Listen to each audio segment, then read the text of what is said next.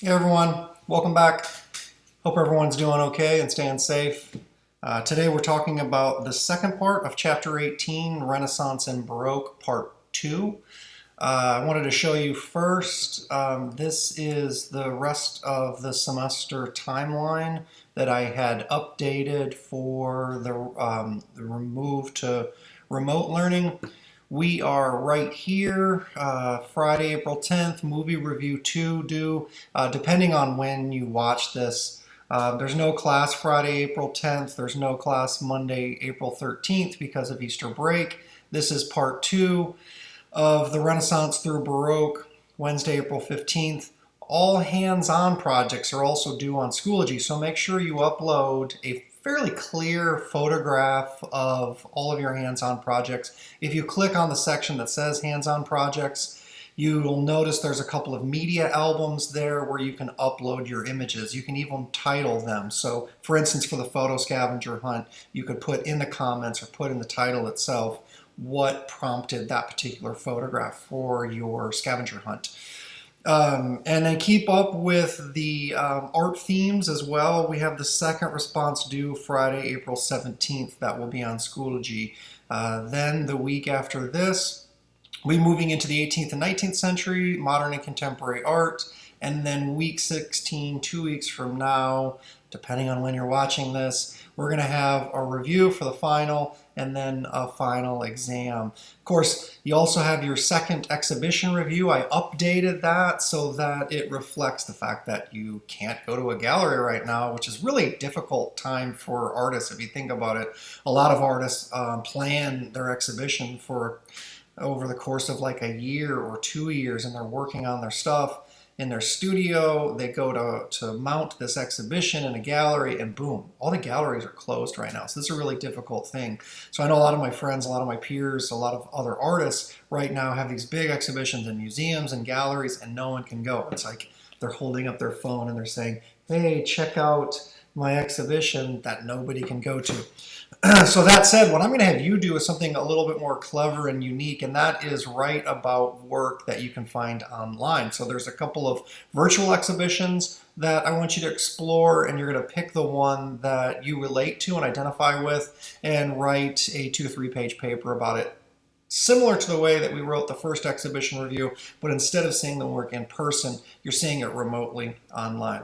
So I'm going to move to our talk today, the second part of Chapter 18, Renaissance and Baroque. I'm going to do it a little bit different order than what the book shows it. So the book starts the second half first with developments in Asia and Africa. I'm going to put that at the end because I think it makes a little bit more sense to work seamlessly from Renaissance through Baroque and Mannerism, and then sit and show kind of the overall context of other places, other locations. So one of the things about Mannerism is this is late Renaissance, and some artists, like for instance Michelangelo, lived a very long life. So his lifetime actually spans these two very different movements, the Renaissance and then later Mannerism.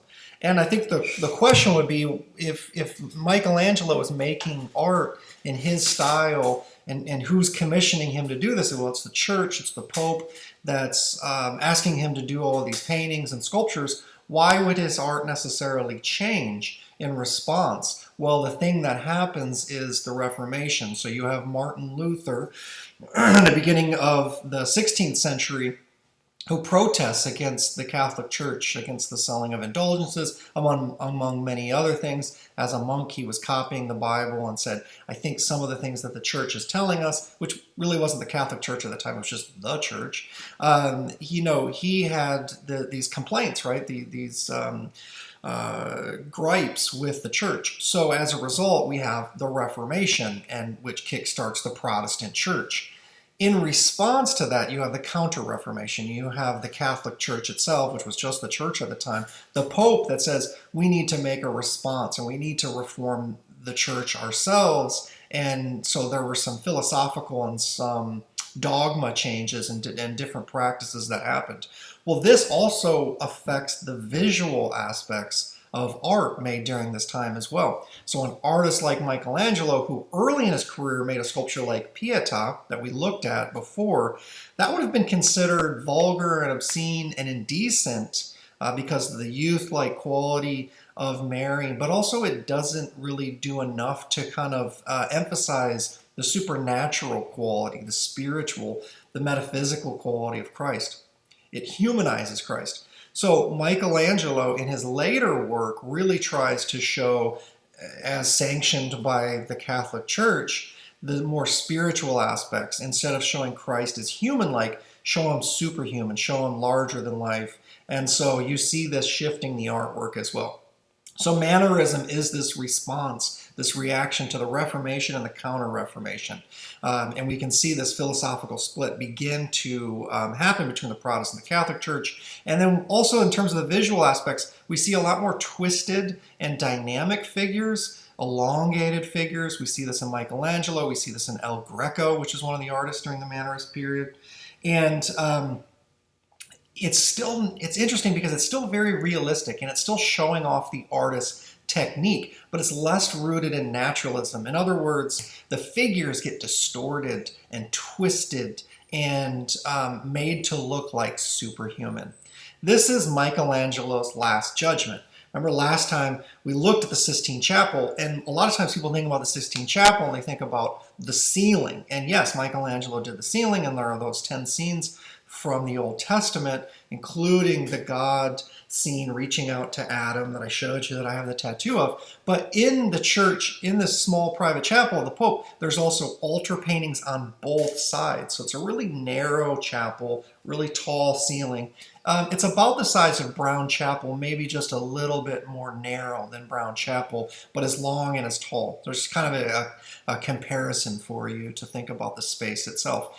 And so on these different altars, there were paintings by Botticelli and Giotto, earlier paintings that were in this space. But this was a commission by a different pope, so not Julius II, who commissioned the ceiling, and also Raphael's School of Athens, but a different pope, Pope Clement VII, who's really interested in showing a new kind of reality visually in his church, but also in his private chapel, but also throughout Italy as well, right, in the Papal States.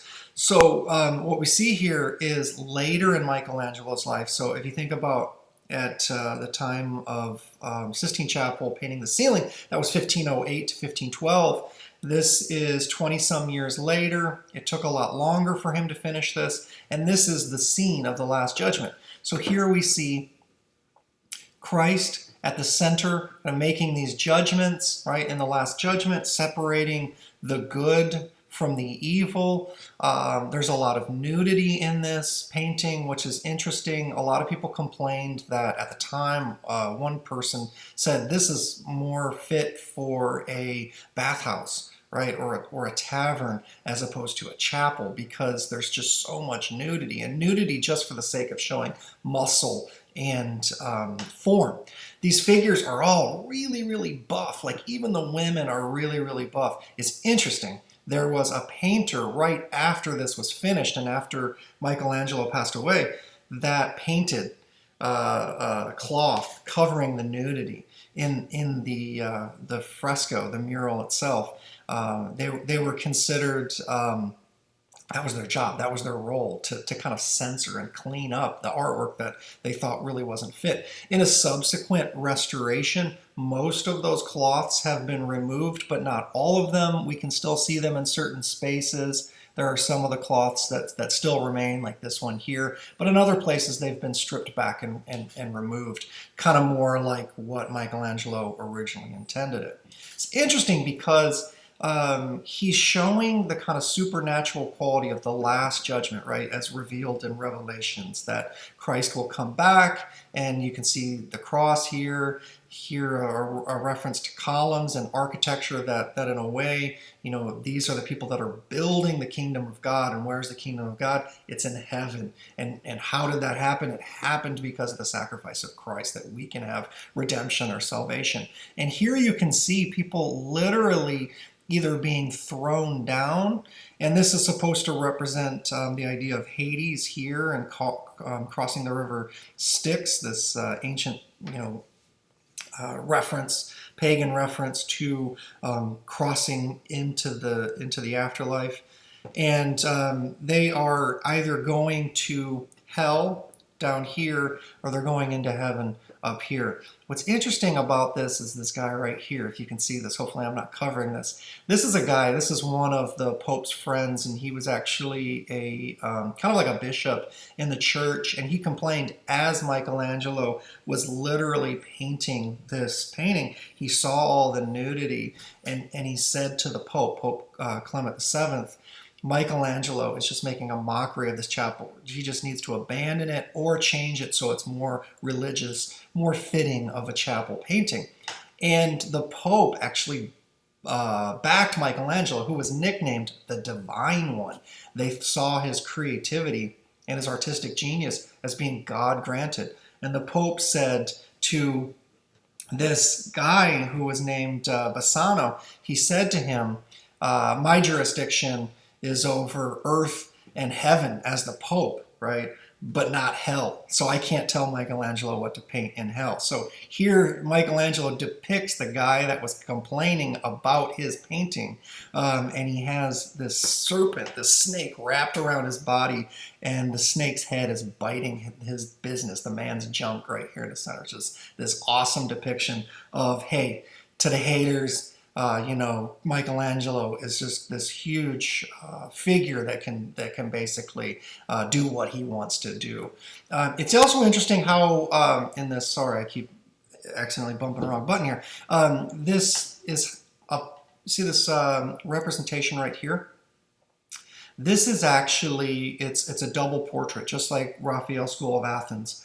Not only is this is supposed to be Saint Bartholomew, who had his skin flayed, but it's also a self-portrait. Michelangelo depicts himself as this kind of martyred figure, but he sees himself really close to God here. It's kind of like Christ's right-hand man, and you see Madonna here. It's really, really close, but yet he's sort of like, he kind of mocks himself by putting him close, but also mocks himself in this kind of self-deprecating way of being this cast-off figure. So a really interesting depiction and a lot of symbolism here. Why is this mannerism? Well, we see twisted figures. We see a lot more movement and drama and larger-than-life figures to show the supernatural qualities as opposed to the lifelike qualities, the realistic or the naturalistic qualities of the Renaissance.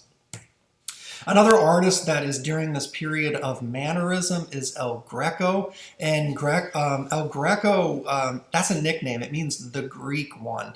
And he was born in Greece and then trained in Florence and Venice in Italy, and then later moved to Toledo, Spain, and worked as an artist there for the court, for the royal court. So he did a lot of paintings for the king and for counts. And this is a really interesting painting because it's just very typical and penultimate sort of mannerism.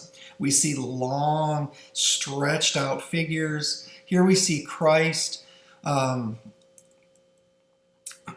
Here we see Christ twice here, and we see the Virgin Mary here. Look at how elongated the figures are. And we see St. Peter. How do we know this is St. Peter? St. Peter is always shown with keys, the keys to heaven, right? St. Peter's opening the gates and the founding of the church.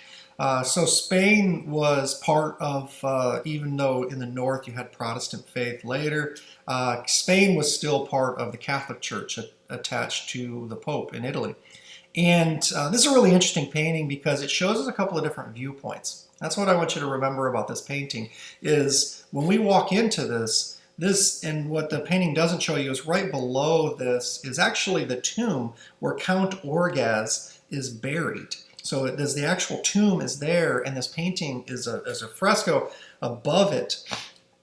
And so it has this space. When we walk in, we're sort of like eye level with this, and we can see the burial. We can see this count who's being lowered into his grave. So that's kind of one perspective. But then there's also the second perspective of looking up and this kind of celestial representation of heaven here as being very supernatural, very exaggerated and spiritual, and meant to not be necessarily something that we would expect to see, but more like almost like cartoony and exaggerated. The figures are really, really tall, stretched out, and elongated to make them look supernatural, spiritual, and larger than life, as the church at the time would have wanted them to do. You can't make Christ look like any ordinary person because he's not an ordinary person.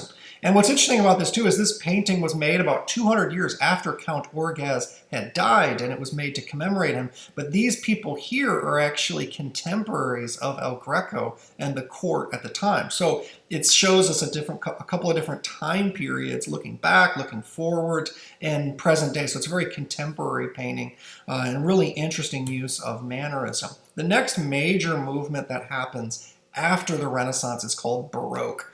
And Baroque style is really known for its theatrical nature and how there's a lot of drama and movement and dynamic shapes and complex angles. One of the things that's really common in the Renaissance art is a lot of triangles and really posed compositions, or even thinking about the Mona Lisa, how you have the three-quarter view turned, right?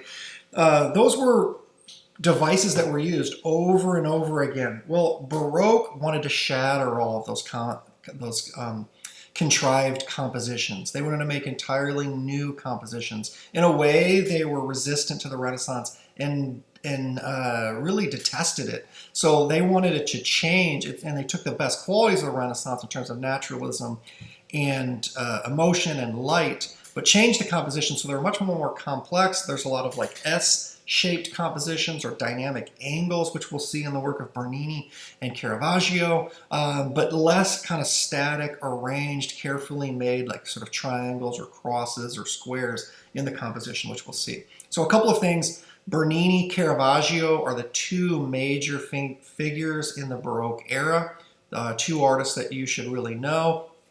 And these ideas of the visual aspects and the theatrical nature of the work in terms of Baroque. So here we see St. Peter's Basilica. This is in Rome. It's actually separate from Rome. It's part of the Vatican. Actually, if you look over here, this is the Vatican Museum over here. And so this is St. Peter's. And if you walk in, this is the piazza, and Bernini added this piazza. If you walk into this space here, this is how you see St. Peter's, and Mass every month is held here with the Pope, and it can accommodate like 200,000 people in this piazza or this square. If you walk outside of here and walk all the way around, you can enter into the Vatican, and here's the Vatican Museum here, all these different buildings, and the Sistine Chapel is here's like the Pope's private apartment. The Sistine Chapel is about right here inside the Vatican Museum. All of these like buildings are attached and connected. So what is this piazza? Well, this is a space that was added. So this was originally designed, parts of this were designed by Michelangelo earlier, Maderno, and Bramante. And then later, Bernini added this piazza, and it has all of these saints. So these little tiny sculptures up here are all these different saints, and this colonnade, which means a row of columns. And in the center, he added these two fountains and this obelisk that was borrowed from Egyptian culture, right? And a great, mass of pilgrimage, making their pilgrimage to St. Peter's, can gather in this space. So Bernini added this piazza with these colonnades, and it's meant to look like the church or Mother Mary of the church welcoming you, embracing you, hugging you. And this street right here is one of the world's largest streets. It's very, very massive. It can accommodate a lot of people, traffic, walking up through Rome into visit St. Peter's. Because as you can imagine today, but also 500 years ago, lots of people have always traveled and want to go see St. Peter's. So I recommend you do this as well.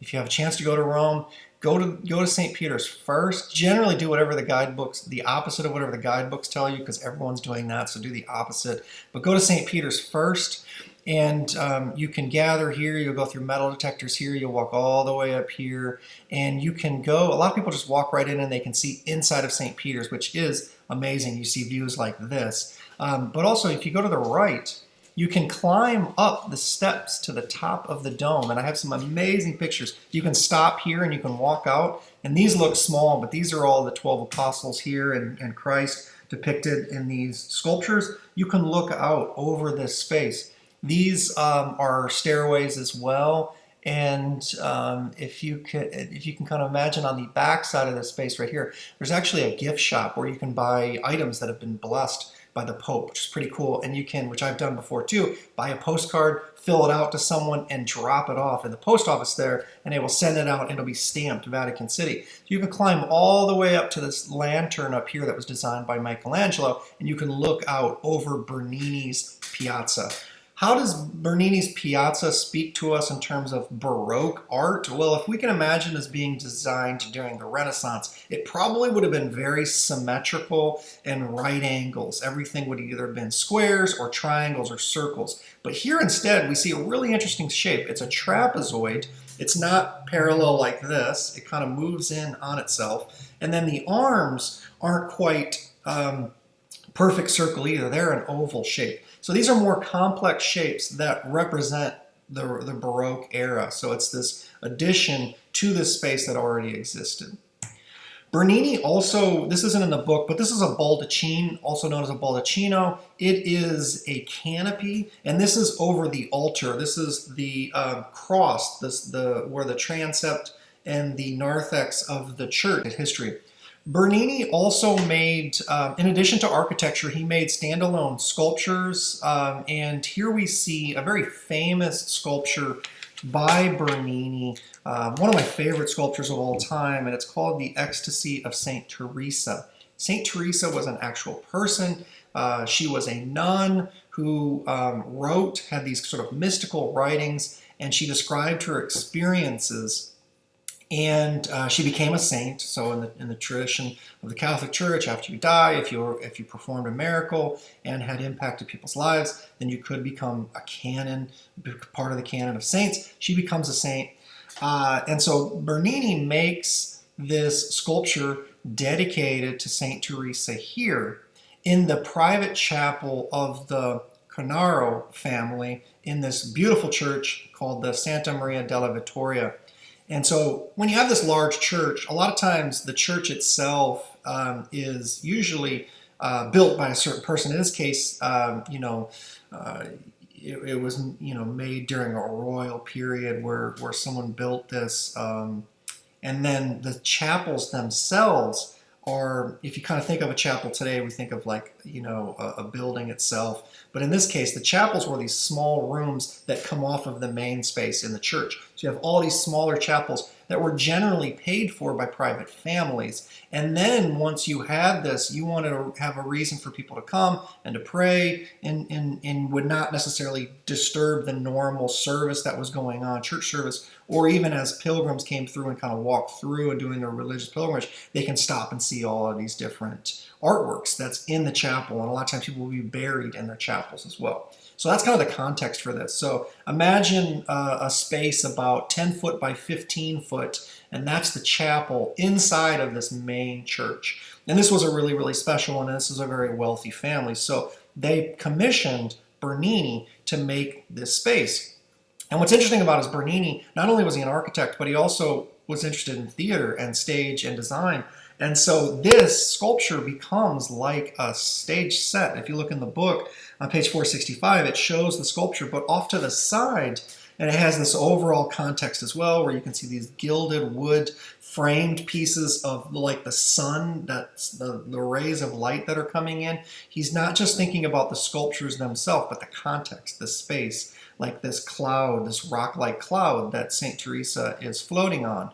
And you have the angel here, but also the space to the right is this low relief with these sculptures kind of looking out as if they're in a box like a balcony box in a theater watching this action. So it's a really interesting juxtaposition. In a sense, it's like really a precursor to modern day installation art or really site-specific work. So a couple of things about Teresa. Who was Saint Teresa? Well, she was a nun who had these mystical writings, and she had this experience. She had these visions after her father had died, and one of the visions that she had was she had this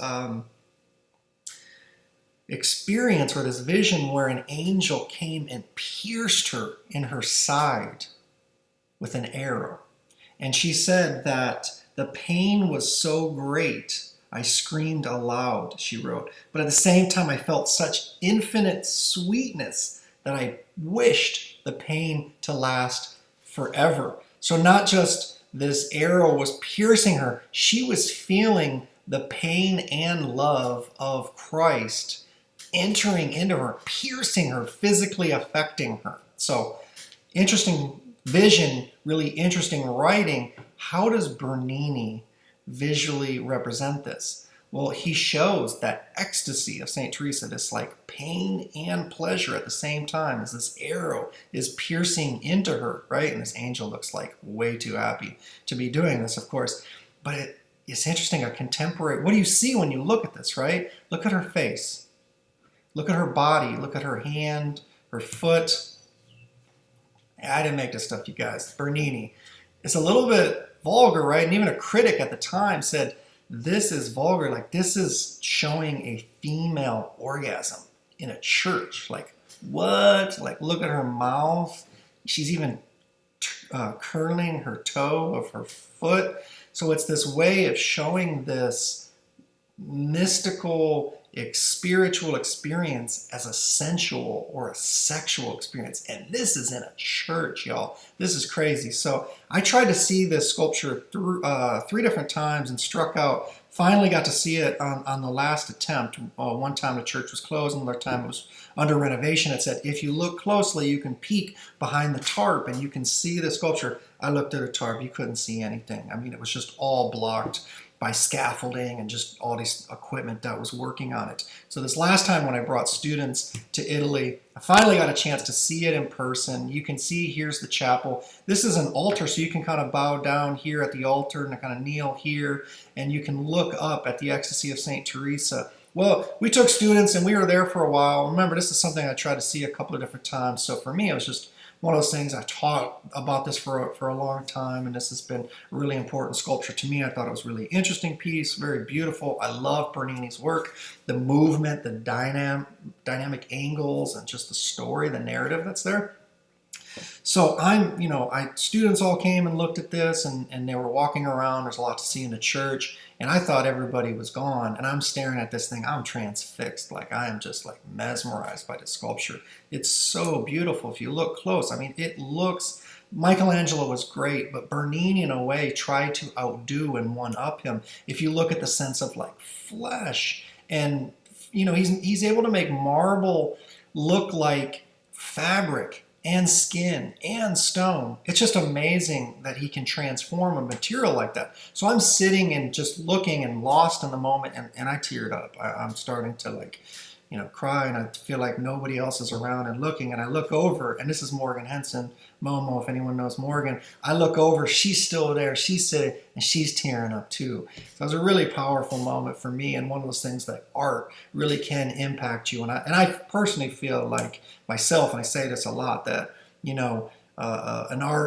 a life that's dedicated to art is a life worth living. It gives meaning to life. It gives joy, and it brings you a certain sort of overall kind of context. Like, you can stand in the same place that Bernini was like 400 years ago. It's just amazing to think about this kind of connection. So another sculpture Bernini made was a depiction of David. Remember, David is seen as this heroic figure. We have examples by Michelangelo and also by Donatello. Remember those two pieces? And those were meant as representative symbolism of Florence. This was commissioned later by a cardinal in Rome. So it doesn't have that connection to Florence anymore and that symbolism.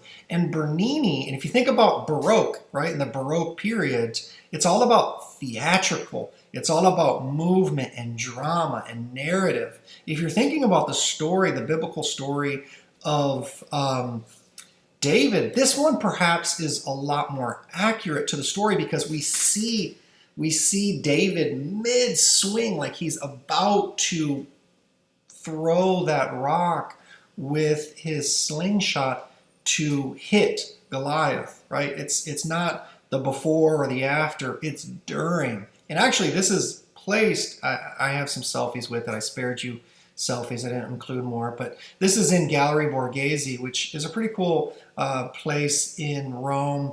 It's a private museum that was originally an estate, a house, a villa of one of the cardinals, Borghese. And he was friends with Bernini, and he commissioned him to make this, so that's why it's there. He was also friends with Caravaggio and bought some of his paintings.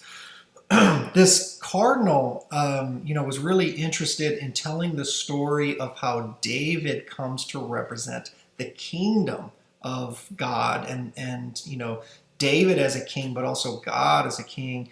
And so Rome, is in a way the center of kind of the world at the time for trade, for goods, but also for power. So the cardinal wanted Bernini to show that aspect of power and strength and drama. We don't see the classical sort of contrapposto. We see so much. This is a freestanding sculpture, and actually where it's placed in Gallery Borghese, you have to walk across where David is looking, and you are crossing the path of where that stone is going to be thrown. So it's really brilliant where it's placed in the context of this space. And here I just want to show you in comparing it to Donatello's. All right, what are some of the aspects you think about Donatello's depiction of David? Well, symbolism of Florence, Platonic ideals, male nude. Here we see with Michelangelo, it's very, very classical. It's much more the manhood of David as opposed to the aspect of him being boy-like. And here with Bernini's, we see it's all about the action. Look at the biting of the lip, the furrowing of the brow. He's really intensely and intently, in this very fierce way, staring down his opponent, Goliath. He is not afraid, right? So it's really interesting, this drama.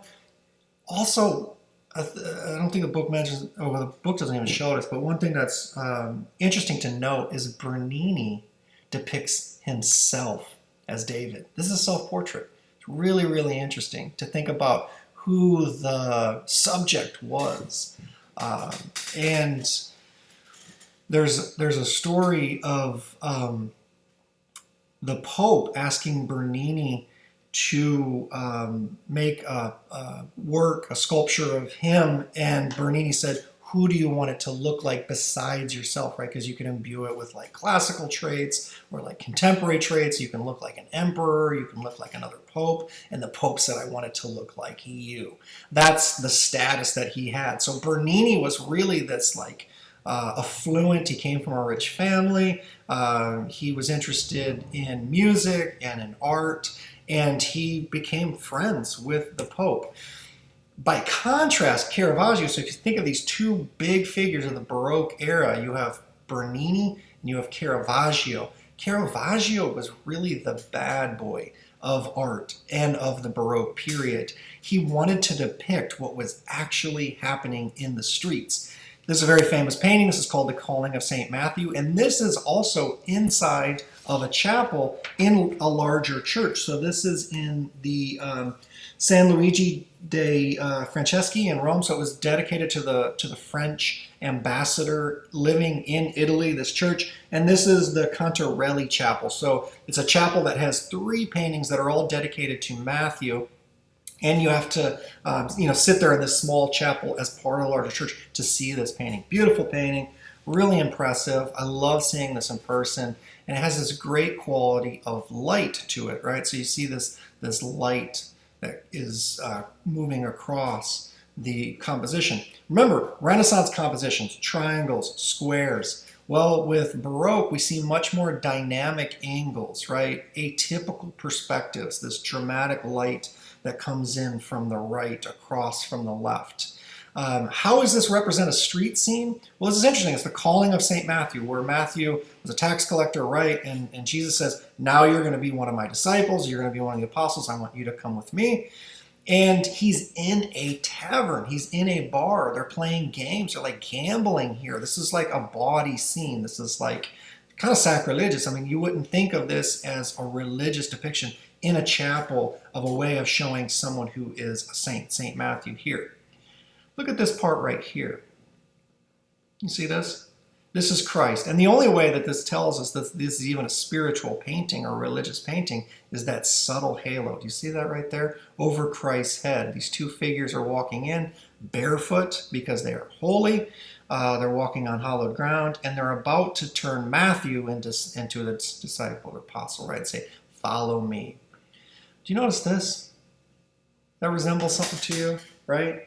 That's the same pose that Michelangelo did in the Sistine Chapel of God reaching out and Adam, reaching out in exchange, kind of that kind of pose. It's really interesting. He borrows that, right? So this angle.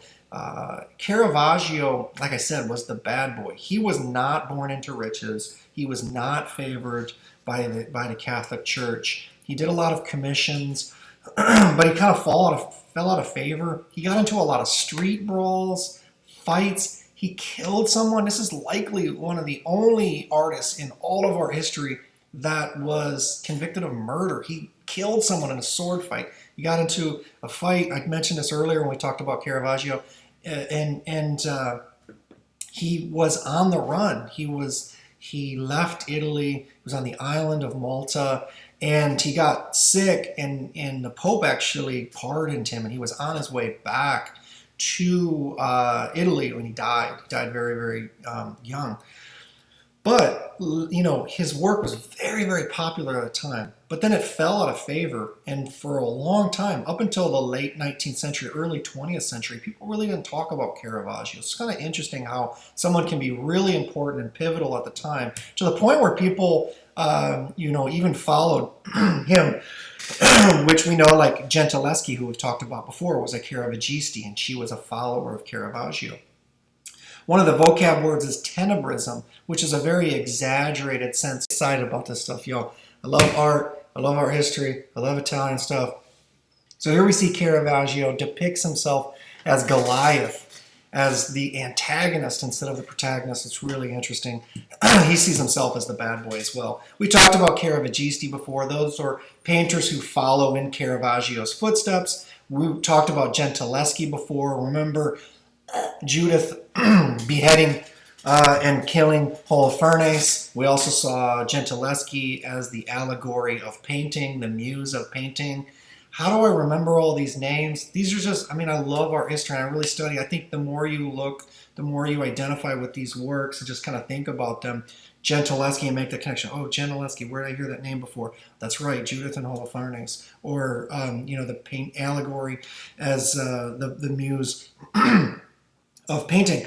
That's why I put on our test visual identification, because I think one of the things that's really important as you talk about art and as you study art is this sort of like groundwork, this overall vocabulary context that you can identify certain key artists and artworks so that you become a little bit more knowledgeable and have a framework to, say, compare a Gentileschi to a painting by Rembrandt, or to compare Gentileschi to the painting to the work of Raphael, or even her father, who was also a painter, and so that you can become a lot more knowledgeable about these things. And I don't expect you to necessarily go on Jeopardy and answer all the art history questions, but one thing that I think is really applicable to this, no matter what your major or your field of study ends up being, one of these things that really connects us as humans is art. And if you think about right now during this pandemic, what's going on? What are people turning to? They're turning to movies, right? They're turning to Netflix, to entertainment. They're looking at Instagram, right? And they're seeing visual depictions and design and artists. It's like, in tough times, who do people turn to tell our stories or to connect us? And I think it's artists. So I think it's a really applicable skill that you can use even if you're going into business or becoming a doctor. Like, it's one conversation that can always kind of connect us is this idea of art and the value of art and how to appreciate it, how to understand it, how to discuss it. So that if nothing else, when you go through a museum, you maybe don't identify every single piece, but you can recognize Baroque, or you can recognize Mannerism or Impressionism or Post-Impressionism, and you can kind of give this like influenced tour of information based on a framework before you even look at the title, right? So that's kind of my hope. So here we see a work by Gentileschi, who was influenced by Caravaggio. Another artist that was influenced by Caravaggio is Rembrandt, and this is his painting, The Resurrection of Christ. It's influenced by Caravaggio because we see tenebrism, a lot of dark areas, then this angel in the center showing the resurrection. So if you kind of think about the way Caravaggio uses tenebrism, uses the quality of light coming in, we see that as well in the major works of Rembrandt. A lot of really, really dark pieces, but then the key focus, the emphasis is in these areas of light. So here, even though the depiction is the resurrection of Christ, it's like, wait a minute, but where is Christ? Because you see, if you look at this, and even though it's like really, really dramatic, there's a lot going on, and you kind of have to tease out the detail. Well, you see like the Roman soldiers here who would have been responsible for guarding the tomb. You see people grieving the loss of Christ. And it's interesting, the depiction where we actually see Christ possibly resurrected here with this kind of beam of light on him, and not in the tomb down below here where his followers go to check on him, right? So it's a really interesting depiction here. Rembrandt, we know, was a follower of Caravaggio, but he didn't see, and he was in the north, so this is Baroque in Northern Europe. So Rembrandt's a Dutch artist. Rembrandt was influenced by Caravaggio, but he didn't know Caravaggio. He didn't see Caravaggio's work, but he studied with artists that had seen Caravaggio's work. So Caravaggio's work was important to them. They copied it, and then Rembrandt copied those techniques from those artists. So that's kind of how we get this passing down of Rembrandt learning from Caravaggio indirectly, but not directly. Caravaggio did a lot of scenes that made Christ connect to the people. And I showed you that Hunter Gilder's print when we were talking about the printmaking section that Rembrandt did. And that was a way that Rembrandt also connected Christ and religion and spirituality to the people. And he wanted to show it in the streets. He wanted to kind of show that rough, dirty grittiness and the plight of people that were living. One of the things that he focused on was Jews in Northern Europe who were kind of being persecuted even during the 17th century. So it's really interesting. And if you think about Rembrandt, a lot of times you think about self-portraits and landscapes, but he also did a lot of biblical studies as well. One of the last things in terms of the painting in the West is a move away from religious themes into more secular themes, especially in the North. This is a painting actually that I saw this summer at Yale when I was studying at Yale in New Haven, Connecticut. This is something called the Pastoral. And Claude Lorraine, who we just simply called Claude now, he was a French painter, and he becomes very well known for making these very beautiful, poetic landscapes that are idyllic and meant to really show God's handiwork in nature, to the point of, well, there's some figures down here. I don't know if I'm blocking this part or not, but you see some figures down here, but mostly this is about the landscape. This becomes so typical right here. We call this a Claudian device. These trees here, it's always these three really kind of luscious green trees, and then this one on the left that kind of frames it. I've studied a lot of pastoral landscapes. British artists, a lot of French artists later, Impressionists, do this same exact thing where they put these three trees, and to the point where they actually lift them and copy and appropriate them right out of Claude Lorraine's paintings. And this device on the left, which actually helps frame the composition. But this becomes all about the landscape itself. So it's really interesting that a whole new kind of genre of art is created where landscape is now, instead of just being the background, It's the subject, which is really interesting and creates a whole new sort of genre of artwork. Just for overall context, I want to talk briefly a few images about what's going on at the same period in China, in Japan, and in Africa. So first, in China, during the medieval era, you have Mongols who came through and had taken over part of China. If you think about like Genghis Khan, his descendant Kublai Khan here, Marco Polo was, you know, that famous game, like Marco Polo. He was a real person. Marco Polo was this like traveler, what's the word that I'm looking for? It's like someone that discovers, explorer, that's the word I was looking for. He's navigating, exploring. So he's exploring China, and he gets arrested when he worked in the administration for Kublai Khan. There was this kind of like seedy government that was working on taking over parts of China, this Mongol ruler that was taking over large areas of China. He comes back to Italy, he's arrested for his work, but he describes what China is like and the beautiful paintings that there are, the extravagant art and architecture. So this was unknown for most of the people that lived in Europe, would have never seen China or experienced it. They would have just heard about it. So Marco Polo's depictions of China and his descriptions of them really form an impression of what China is like in this entire empire up through the 19th century. So it's really interesting. And during this time period, this era, we see this Chinese painting here during this Yuan dynasty, where the Mongolian Empire had invaded China and take over parts of it. So here we see that this artist is representing that. And this painting was done as protesting the theft of Chinese soil by these invaders, by the Mongol emperors, this conquest, and he's showing this orchid as being representative of China, but being left, the soil is in a way stolen, which is really interesting, and it's left out. So you show that the art can flourish even though what sustains it has been taken away. You can also see calligraphy at the side, which was, remember, calligraphy is the most important, and then next to that, ink painting was seen as the highest form, and landscape was seen as the highest form of art in this Chinese tradition. So this is what's happening kind of in the same era. This is moving during the same time as Renaissance is happening in Europe. This is the style of painting, and this is during the Ming Dynasty, after an emperor in China had kicked out and ousted those Mongol rulers, right? And they had taken back these provinces in China, and so it had this really peaceful reign afterwards. And so in this is a very decorative painting, but it's symbolic at the same time.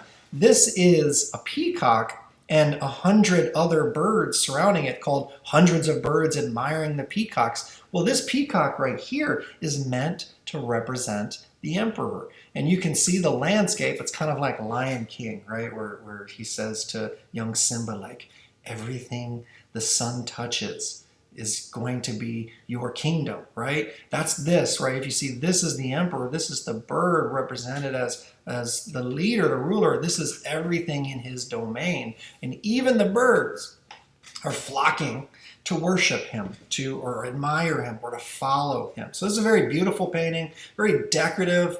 You can see an earlier influence of ink painting like this, but it becomes more colorful and decorative as well. So very beautiful.